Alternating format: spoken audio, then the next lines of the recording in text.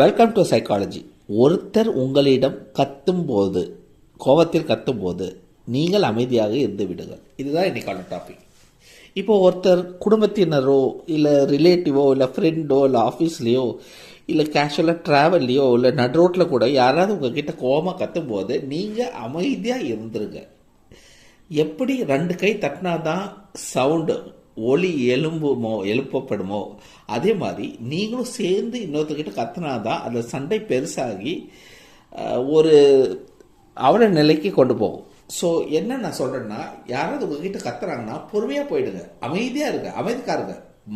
Keep mum, that is, அதாவது வாயை திறக்காமல் இருந்துருங்க. அப்படி இருக்கும்போது அவங்க கோபம் தணிந்து குறைந்து அவங்க கத்துறதை நிறுத்திடுவாங்க. அதை விட்டுட்டு நீங்களும் சேர்த்து கத்துனா அது பெரிய சண்டையில் தான் போய் முடியும். ஸோ யாராவது உங்ககிட்ட கத்தும்போது வாயை தந்துடாதீங்க, அமைதியாக இருங்க. அது உங்களுக்கு நல்லது. Thank you so much.